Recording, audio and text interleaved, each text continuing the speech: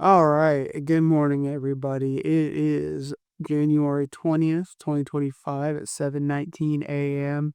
I did not record anything yesterday because I was doing a lot of homework. I wasn't really able to learn as much as I had wanted to yesterday, and I just got really distracted with homework stuff. So I didn't make any recordings.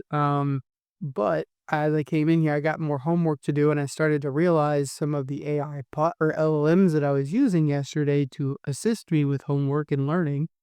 I thought it might be good to kind of show that because it was a new thing, and this whole purpose of this journey is to share my learning experience and how it can affect everybody, and just kind of how easy it is. So we're gonna go ahead and look at some stuff here. Um, not that. Okay, so the platform that I started using yesterday is Perplexity. Yeah, let me make this a little smaller so you guys can see it. Perplexity is over there. And it seemed to work really well with me. So as we looked at the other day, or well, I guess in one of the previous recordings, you can create roles with your LLMs and really get specific and design them with how you want to, what kind of functions and tasks you want them to perform. Kind of give them the identity to turn them into a professional or whoever you want them to be. So I created one for my marketing management class. I said that you're a marketing management expert who specializes in marketing management. Your primary goal is to analyze questions given to you and respond with informative information. The information that you provide should also be supported by at least three scholarly peer-reviewed articles and a short summary of each article. Now, this is important because for those of you who are not, sorry, I've got some stuff in my throat. For those of you who are not actively in college right now, um, a lot of times professors will require you to have scholarly research, which means that it has to be peer reviewed. It pretty much it has to be written by academics. Can't just go and get some blogs or just really from any .com resource. It has to be from a credible source, which is infuriating to me because I feel like the same information I can get from Forbes.com you can find on those those libraries, those school libraries, but they won't recognize them because they have no way to verify that they're accurate.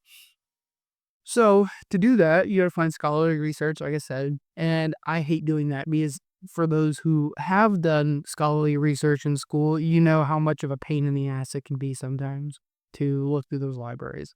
So I wanted to build something to assist me with that. Um, a personality trait, the tones, remain professional. I didn't want it. I wanted it to be clean cut and to the point. Just give me what I need. Um, Told it to be very formal, no additional stuff.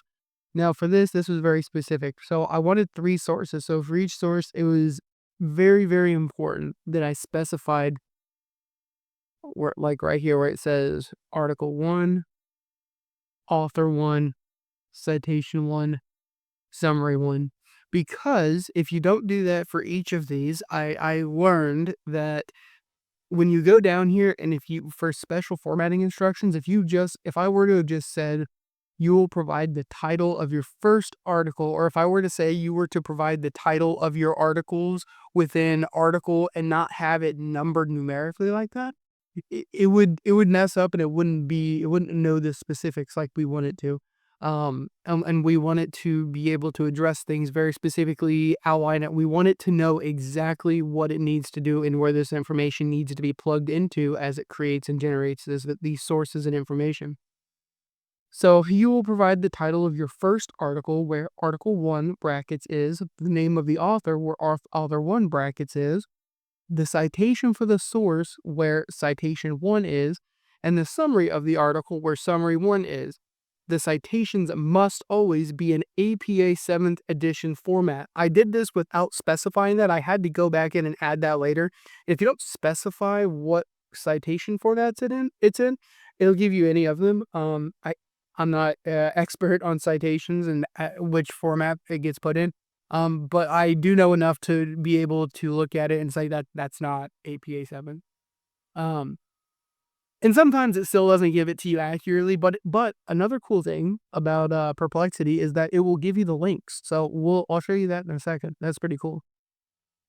You will follow these same steps for your second article and your third article. Get rid of the brackets once you are finished. Interaction closure. Once this task is completed, you will always ask the follow-up question of, is there anything else I can search for you, Mr. Holloway? I just thought that was kind of cool. Some people don't feel right about having specific demands in LLM. They feel like it might be wrong. I'm just kind of playing with it and learning it. I'm trying to. I felt that way at first, but I'm starting to learn that if you're not specific with these things, it's not going to turn out exactly the way you want it. So I'm kind of trying to get into the habit of getting out of that mindset of oh, you got to be nice, got to be polite. It might not respond the way I want if you're not polite to it. It doesn't care. It doesn't know. Maybe sometime in the near future, it might care and know. But as it stands right now, these are just automated processes that predict outcomes based off of the answers that it can find, the sources that it can find, and predict word prediction. Um, for now, these things don't have any feelings. But that could change in the near future, and some argue that they do. There's a good argument out there for them, but right now, I don't see evidence that it does. So, anyways, let's get into this. I asked it to respond with yes if they understand their role. They responded yes. So right here, now I don't know why it gave me this right away. I did not want this right now. But then at the bottom, we'll go down to, so this was for my discussion board for my marketing management course.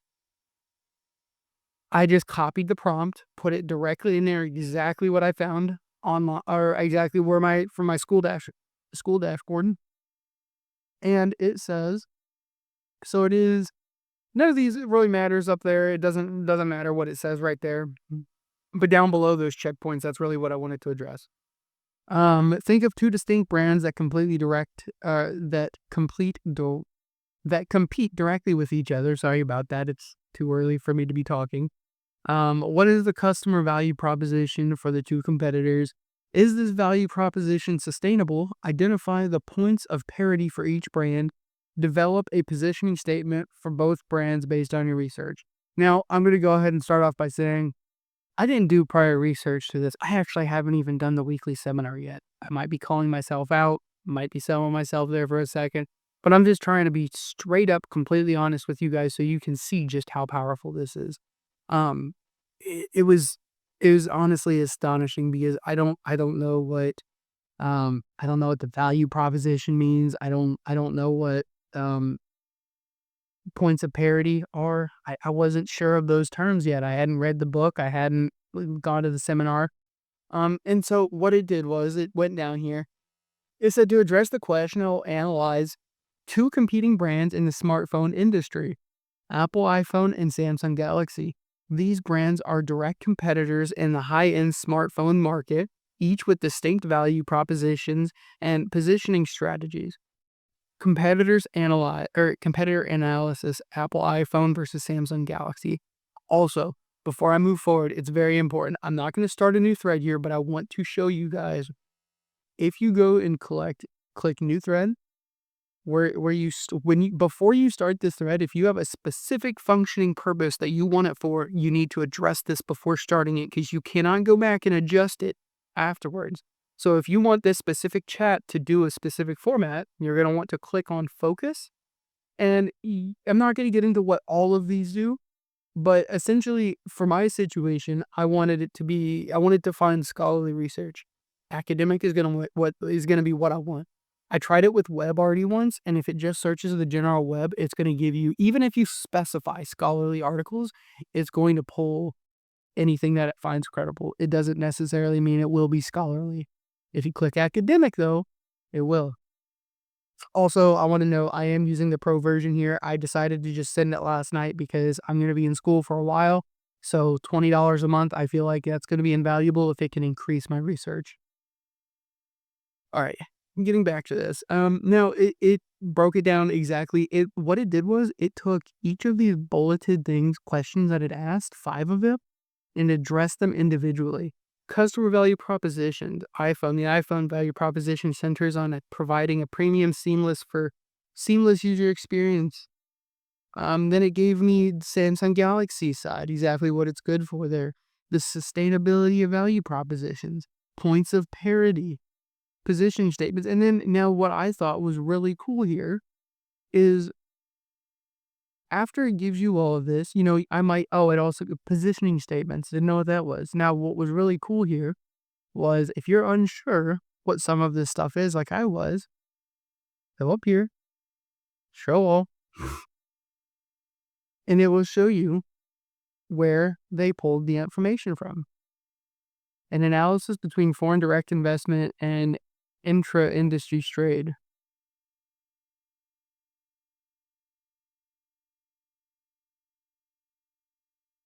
So, yeah, this is pretty cool. It's got a lot of sources here. It says it's got 45 sources. We're not going to go through all of these to find the specific ones. Um, but yeah, I thought that was really super cool, and I wanted to share with you guys because I was able to get 2 discussion boards done and a 5-page research paper done in 4 hours. And, some of you out there work really fast. My wife, she works really fast, and if I told her that, she would laugh and be like, "Oh, that's an hour's worth of work for me." Some people just work really fast, and they're able to just go there and type, type, type, and get it done. I'm not like that, though, and I have a feeling that the average person, if you're anything like me and you're just a general person, you're not as quick as those super speedy, quick people. And so something like this, if it can increase my work productivity from 6 to 8 hours to write a 5-page paper and 2 discussion boards and cut that in half, that's a no-brainer to me. That's a no-brainer. And the free version does work okay. I would recommend if you're in school, maybe getting the pro version just because it does give you that ability to do academic searches for scholarly articles. Um, if you don't have a reason to perform specific searches for research, free version works just fine. It was fantastic for me. You can still design chatbots like this that perform specific functions for you. It works great. So, I am in no way out here trying to sell the name Perplexity. That's not my point here. I'm just here to show you guys how fantastic of a source this is and how much it helped me. Um, and it can benefit all of you guys as well. Again, these are raw cut clips. Maybe minimal editing. There won't be any for this one. I thought this one turned out pretty all right. Before I even go back and watch it, knock on wood, I guess. But yeah. So that's this. This is the perplexity clip. This might be put in separately. I'm not sure if it'll be put in my weekly progress clip, but yeah, that's why I didn't do any recordings yesterday because I was doing a lot of homework. I'm probably going to do more homework today and get my videos uploaded for you guys. So by the time you see this, the videos will already be uploaded. But all right, thanks for watching.